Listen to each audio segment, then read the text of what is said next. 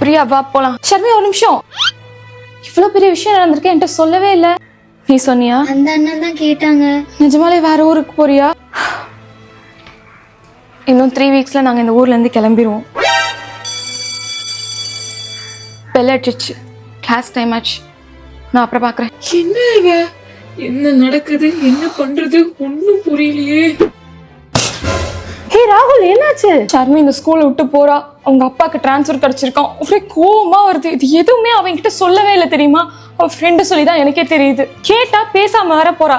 இப்படி ஒரு ப்ராப்ளத்தையும் ஃபேஸ் பண்ண மாட்டானா, அப்ப எதுக்கு லவ் பண்றேன்னு சொன்னா? சரி சரி, நீ ஃபர்ஸ்ட் டென்ஷன் ஆகாத. எனக்கு கோவமாவும் வருது, அதே டைம்ல வருத்தமாவும் இருக்கு. எனக்கு என்ன பண்றதுன்னே தெரியலடி. நீ என்ன சொல்ல வரன்னு எனக்கு நல்லாவே புரியுது. ஆனா நீ அவன் நிலைமையில வந்து யோசிச்சு பார்க்கணும்ல. அன்னைக்கு மேம் கிட்ட திட்டு வாங்கினது, வீட்டுல டிரான்ஸ்ஃபர் விஷயம் அவகிட்ட சொன்னது, இதெல்லாத்தையும் சேர்த்து அவளுக்கு எப்படி ஹேண்டில் பண்றதுன்னு தெரியாம இருக்கலாம். அதனாலதான் அவன் கூட பேசாம கூட அவ இருக்கலாம். சின்ன பொண்ணுடா அவ. நீ தானே பெரிய பையன். நீ கொஞ்சம் மெச்சூர்டா நடந்துக்கோ. ஃபர்ஸ்ட் கோவப்படாத. அவகிட்ட போய் நிதானமா பேசு. இல்லைனா நான் போய் பேசட்டுமா? இல்ல நானே போய் பேசிக்கிறேன். ஆனா ஒரு விஷயம் ராகுல், நீ அவகிட்ட போய் பேசினதுக்கு அப்புறம் அவன் என்ன டிசிஷன் எடுக்கிறாளோ அதை ரெஸ்பெக்ட் பண்ணி அக்செப்ட் பண்ணிக்கோ. அதுதான் உனக்கும் நல்லது, அவளுக்கும் நல்லது.